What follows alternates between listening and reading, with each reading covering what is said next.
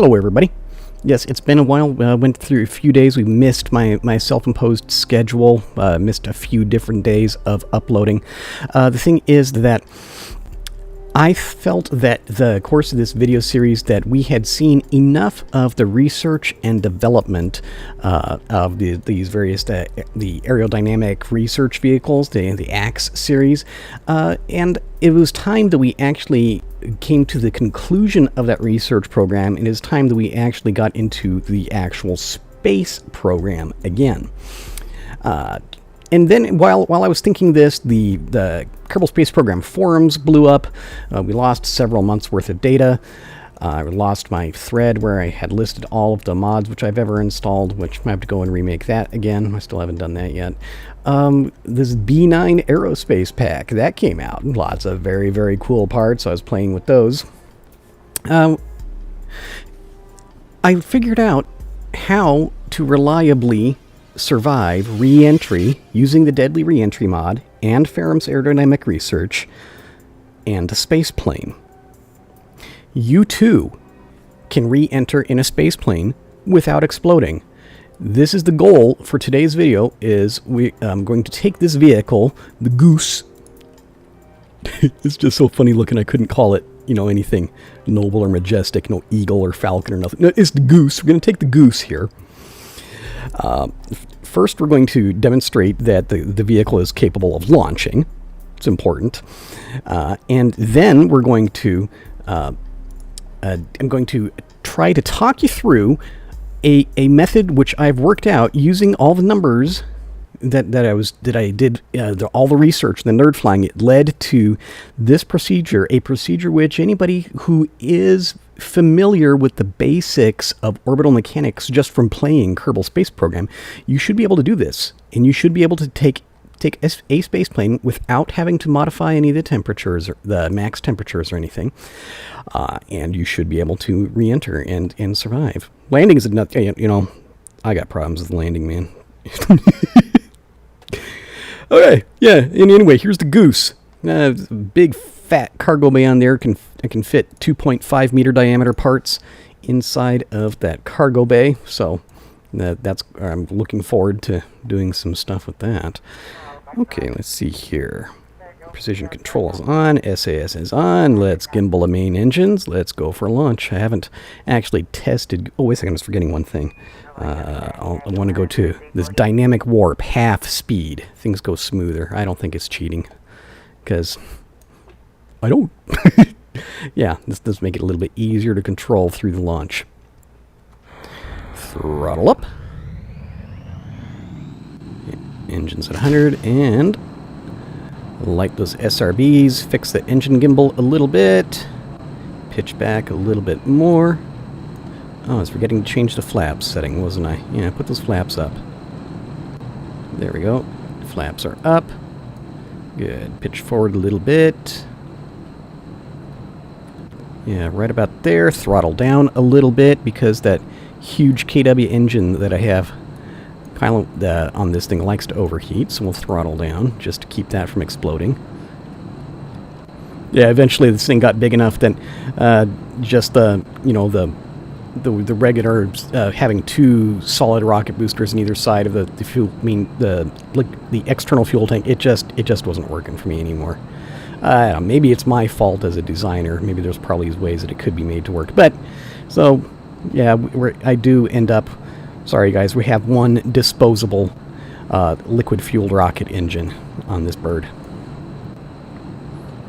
I don't know. My Kerbals, they'll get over it. Jake is enjoying the flight. Marcus is concerned. I'd not say he's terrified, but he is concerned. There's an element of concern there. Oh, grief. I wasn't paying attention. I was carting along my burnout solid rocket boosters for a while. That was really stupid. I was like, well, I'm forgetting something here, aren't I? Oh well. It wouldn't be a let's play, it wouldn't be a let's fly if we didn't do some kind of a stupid mistake somewhere along the way,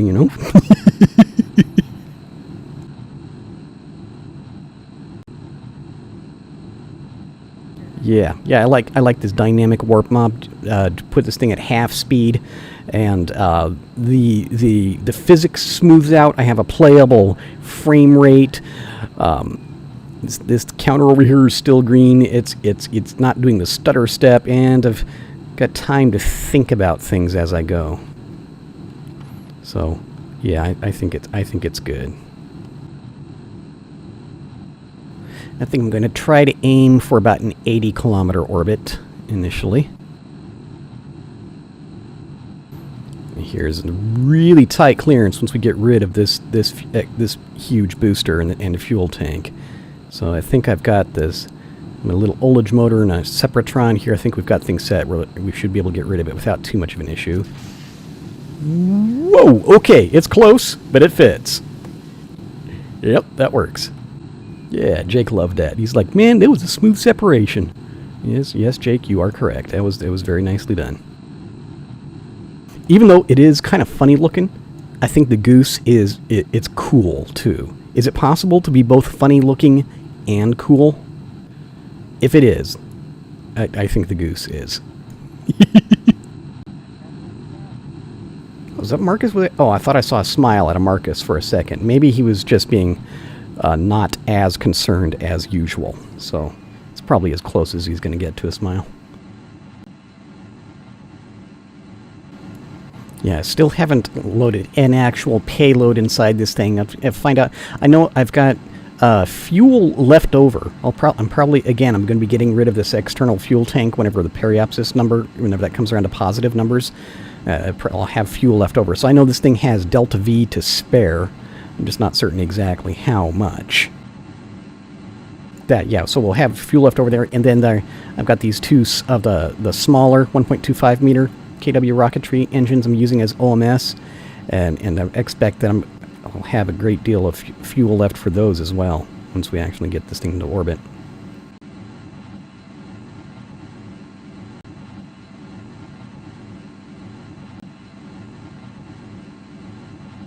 Okay, here we go. Periapsis coming around to positives real soon here as my apoapsis races up there towards 80.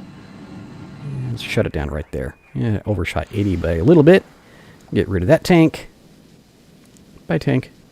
You're a good tank, but we don't need you anymore. Get out of here. Okay. Just for funsies and for giggles, let's roll this thing right side up. One thing, it's so large, it takes a long time to maneuver. It's kind of sluggish to maneuver the reaction wheels inside this thing, pushing the vehicle around. And I repeated the same trick as last time. I just loaded some solar panels in the floor of the cargo bay. Another thing that I did to this vehicle, people were complaining, hey, why do this B9 aerospace pack, why do we not have an inline clampetron? Well, why don't you just use the existing inline clampetron? Yeah, so this vehicle, it should be able to dock to things. That'll work just fine. Oh, I suppose at this point, actually, let's go back to regular time. That's one reason why I was moving so very slowly, because I forgot that I still had that dynamic warp on. Tail shape was kind of inspired by, to some extent inspired by the Spaceship One. Had a tail structure sort of similar to that. Not really. I don't know. Spaceship One actually looked cool though, not like a goose. Yeah, I was getting it backwards in my head again. Sometimes I forget whether I'm supposed to be pointing above or below the horizon in order to fix this apoapsis and periapsis. I'll figure out how to play this game one of these days. Yeah, Jake is loving it. Jake is a good Kerbal Knot. He likes the ride. He likes space. He likes flying. Marcus, he's more, he's focused on the task at hand. He's being very businesslike. He's not really wanting to, he's worrying about the, fuel pressures and burn efficiencies and getting the timing exactly right and all that other good pilot stuff. Oh well. I suppose we need those guys too.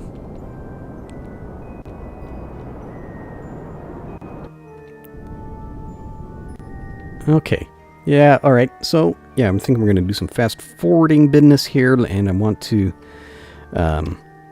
yeah, I just want to get this orbit nice and circular. So I'll go over, yeah, I'll go to the periapsis and I'll fix that. Not that it really has to be. Nothing. I mean, the reentry, the thing that I want to show off, that I want to try and educate. This is going to be kind of a tutorial. It'll work fine. It doesn't have to be from a perfectly circular orbit, but just for, I don't know, style's sake. I want it to be a circular orbit.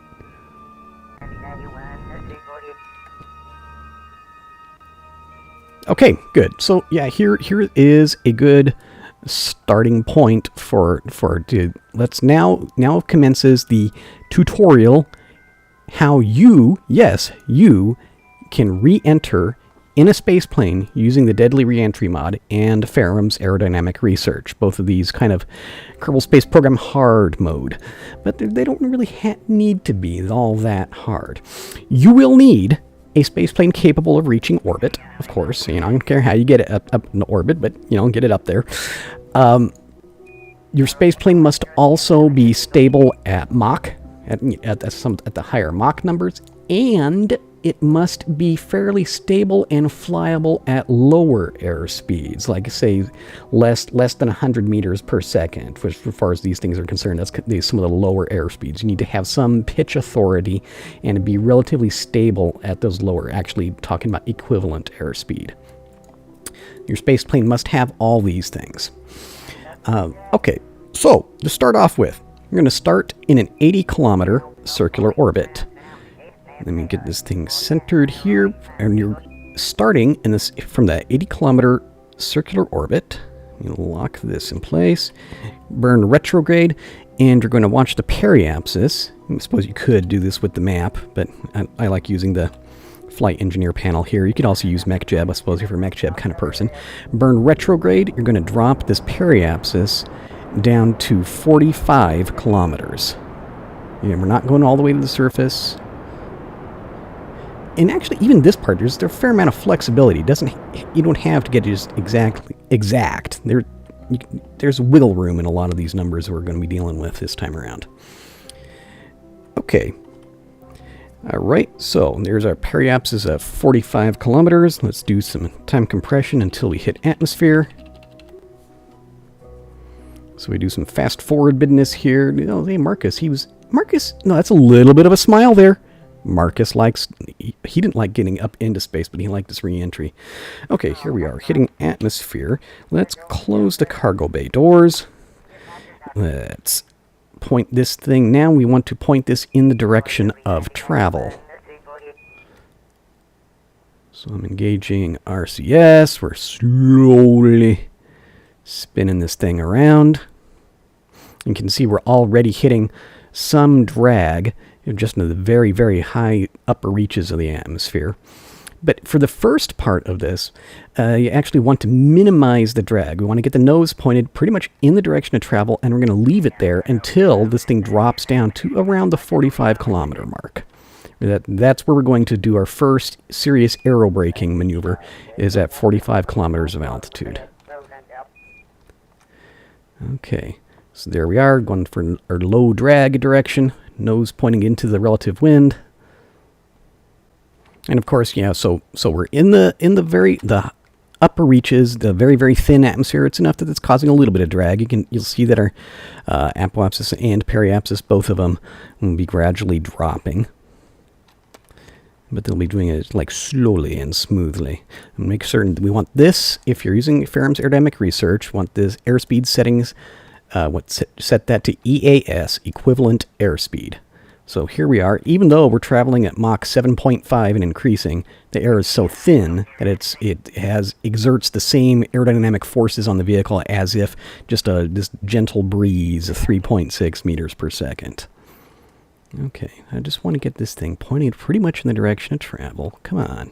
Work with me here, airplane. Airplane's fighting me a little bit. Or maybe I'm just being stupid. I suppose it doesn't have to be one or the other. It could be both. All right, cool. Let's leave it there. Okay. I think I'm actually going to... Let's pull the joystick out here. I'm going to start doing some of this stuff with joystick. Sometimes I kind of forget that I had it plugged in. All right, let's do some time compression. I like using the avionics package instead of an ASAS whenever possible, because you can turn the thing on and still make pitch changes. Well, some pitch changes. For some of the larger ones, you need to turn it off. But yeah, I think it's generally more useful for just about everything. Okay, here's our apoapsis is just now dropping down to below 70, so just now getting into the atmosphere. One thing I didn't put much thought into. I've learned how to re-enter. I haven't learned how to aim this re-entry yet. So I don't know if we coming down on land, or we come down on ocean or mountains, or I don't know. It'll all work out. Trust me. Okay, as our altitude drops through 45 kilometers, now we're going to do some serious aero braking, which means just simply pitch back. You might turn on the RCS, and I don't really care how much. Well, actually, you can take a look here at my apoapsis. What I want is this thing to be as close to my actual altitude as possible, and it's almost there. What my altitude's at 44 kilometers, apoapsis up here 46, and I'm also taking a look up top at the vertical speed, the rate of descent. This is an important number. Okay, I think that's probably about enough. Okay, so see my rate of descent, it's dropping. Here, I'm actually going to pause it for just a second, just so I can talk about this. When I was doing all the nerd flying, I flew at a whole bunch of different altitudes, a bunch of different airspeeds, and this is what I determined. The actual re-entry heat itself starts a little above 30 kilometers of altitude. The danger temperature, if you have anything like the stock temperature limits, the stock parts, and anything even just a little bit above that, the danger zone for airspeed, for equivalent airspeed, is 120 meters per second. If you're below 120 meters per second as you drop through 30 kilometers altitude, then you're okay. If you're faster than 120, you're going to catch on fire and explode. So try to avoid doing that. Also, we're considering this one. Say if you hit 30 kilometers altitude and you're moving at 110 meters per second EAS, you might think, well, I'm all fine. But if your vertical speed is, say, greater than this negative 100, if you're dropping more than 100 meters per second, well, you're going to get down into the hotter air, to the thicker air too fast. So, and you'll catch on fire and you'll explode. So, what you need, the things that we're trying to set up, we're trying to set up a condition where your equivalent airspeed will be below 120, and the vertical speed will be somewhere between, on the reading on this gauge, I don't really have an exact number for this, but I want to aim for between this negative 10 and negative 100. Certainly no more than negative 100. Closer to negative 10 is better. All right, let's unpause. Oops, no, resume flight. Resume flight, that's what I meant. To end, the way we're going to do this is the kind of surprising part. People might say, Matt, you madman, what are you doing? Throttle up, add power. Look what this does to our periapsis. This brings our periapsis back up. It was getting into here negative numbers. Look what throttling up, adding power, what this does to our rate of descent. This greatly brings our rate of descent back down into the safe zone, and does not dramatically increase our equivalent airspeed. I can actually lower this nose a little bit. No, let's keep the RCS burning. We got enough RCS to spare. Okay. So Yeah, it seems wrong, but what actually happens by adding power is you're killing that rate of descent, that descent rate. It's enough that we can loiter around up here in this 40-kilometer altitude range long enough to bleed off a whole lot of the actual orbital speed. Yeah, and our equivalent airspeed will just gradually increase. I've done this in practicing, in preparation for making this video. Practicing a couple of times, I've managed to be very, very conservative on the whole reentry and dropped through that 30 kilometers altitude gently enough that you hardly ever even see any of the heat effects. Okay, let's give it another burn here. Just I'm watching this needle as it drops. Bring that needle back up. That's all there is to it. Point the nose. You want to have slightly above the direction of travel, so you're generating a decent amount of lift. You don't want to be stalled. And if you see the rate of descent, the vertical speed needle dropping down close to that negative 100, add power. Thrust up until you see that rate of descent slow down. Okay, I think we can kill that. Yeah.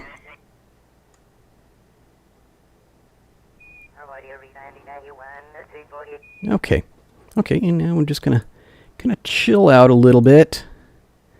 Don't really have to do anything extra to the vehicle. Just continuing gliding along, very gently, slowly descending. You can actually maybe pitch back a little bit more, if it will. Come on, airplane. Yeah, let's pitch back a little bit more, get some little more lift. How about right there? Yeah, I like that one.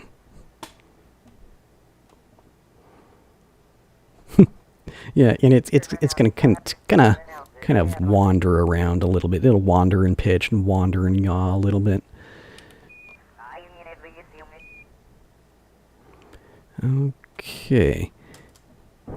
So yeah, things you will have to consider. Yes, doing this method, you will have to be sure to bring some extra fuel with you into reentry, and also some RCS propellant, monopropellant.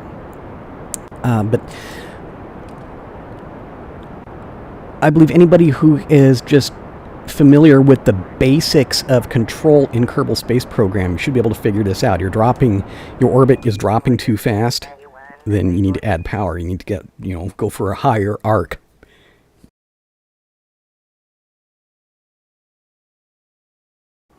And even you don't necessarily have to start from the 80-kilometer orbit. You could probably go, from if you're used to a 100-kilometer orbit or 120, but just set your initial periapsis at 45 kilometers, drop down to 45, and then do that dramatic pitch back, like the real-life space shuttle does, where it went 40 degrees back.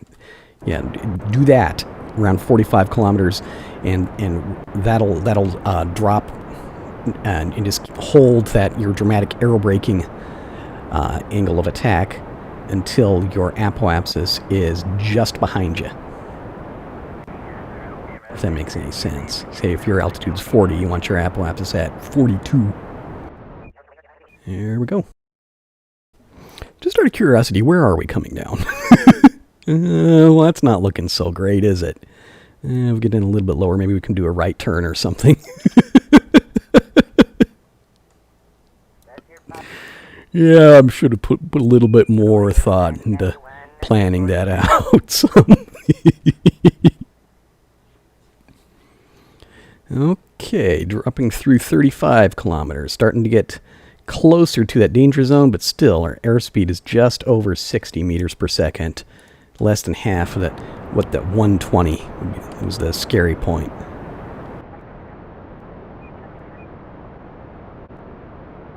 You see, we drop a little bit lower, get into thicker air, and yes, that vertical speed does want to accelerate fairly rapidly.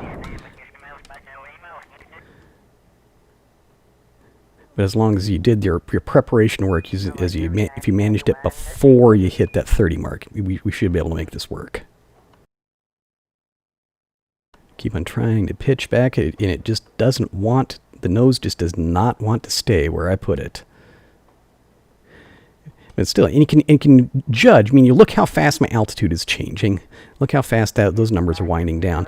But look how slowly my equivalent airspeed is changing. And you can kind of extrapolate, look ahead. When we hit 30, yeah, it's going to be less than 120. I'm already fairly certain of that. All right, well, let's do a little bit more burning here.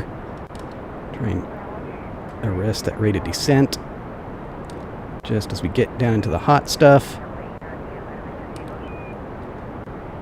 Yeah, it's kind of bucking and kicking.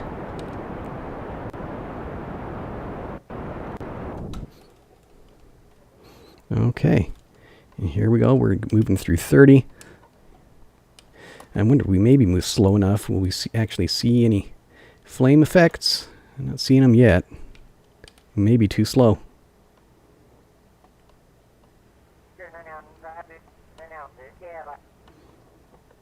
Wee.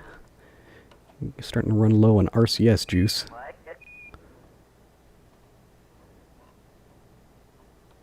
Yep, okay, there's some of those flame effects. That works. Let's actually kill that RCS at this point, in case I really desperately need it later. Let's conserve a little bit.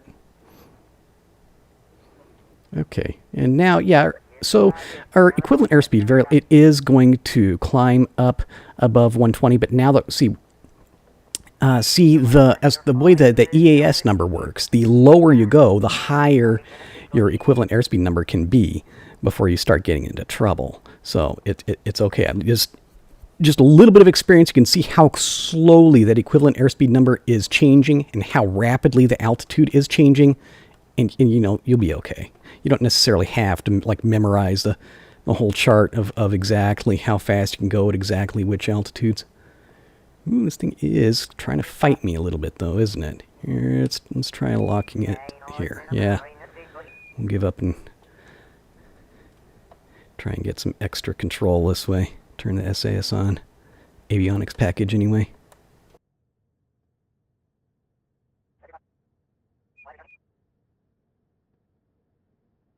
Yeah, wow, it's really fighting me on this roll. Can we... Whoa!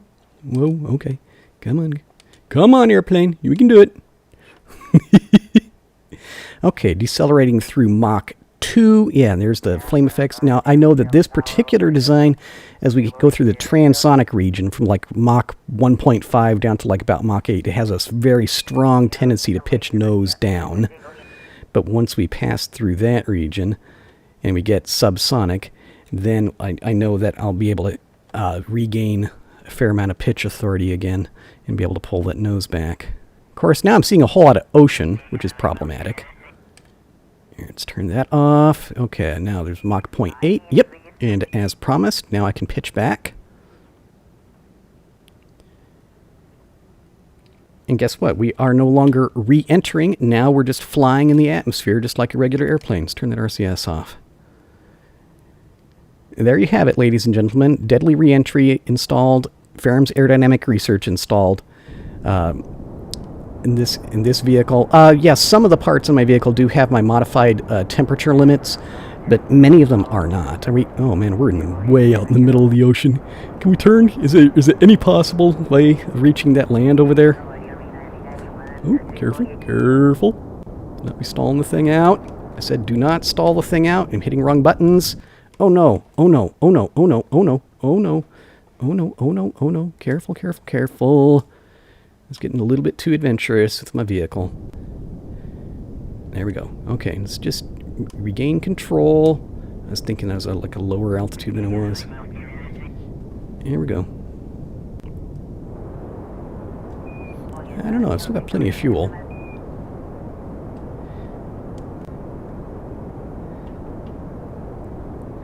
Yeah, this vehicle isn't the most stable in the world.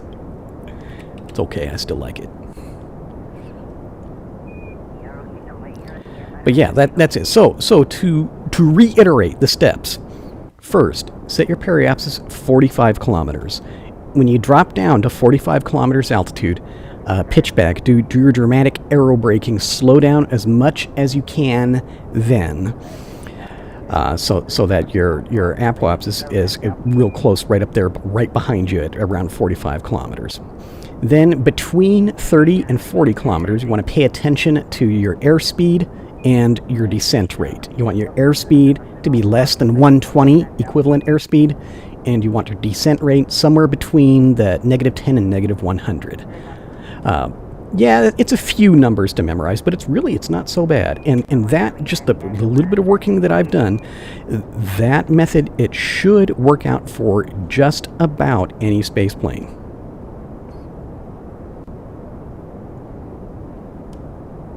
You know, provided the space plane is a stable enough design to begin with. And I suppose I should put a qualifier on that.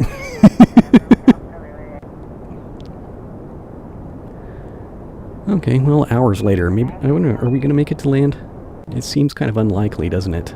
I'm trying to do this conservative throttle setting. I want to burn all my fuel right here. This vehicle, lightweight enough, it does tend to kind of go for wild excursions in pitch. And kind of need to keep a close eye on her. Ooh. Oh, are we stalling this out? Let's not stall out. Oh, grief, are we stalling out? Yeah, I was forgetting to watch that airspeed, and I just stalled the poor bird out. Oh, that was sad. Did you see those sparks flying? What was that about?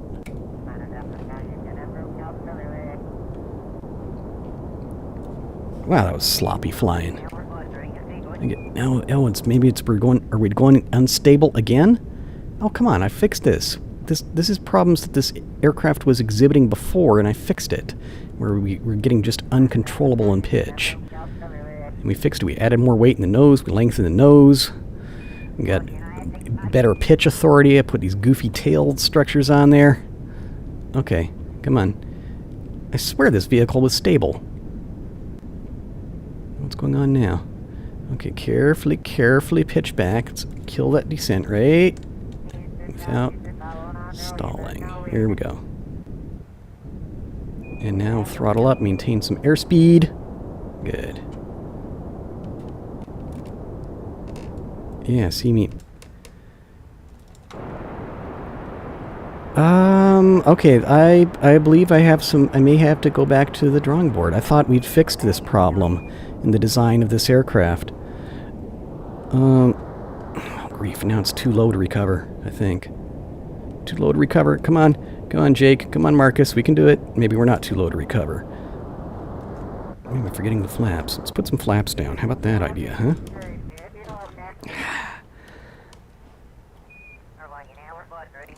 A little bit extra lift that way. Oh, come on. Come on, airplane. Okay, well, let's keep going around this direction. Let's do a outside loop. Why not, huh?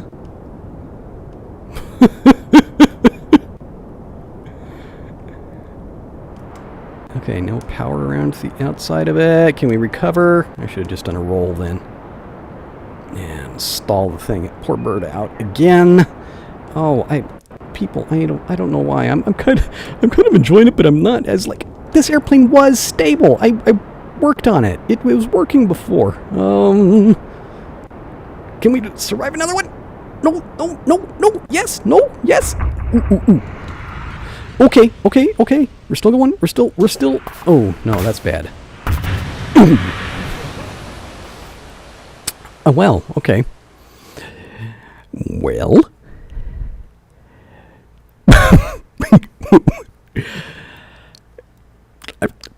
I swear, I've practiced with this thing. I could land it before. I don't know why it was unstable this time.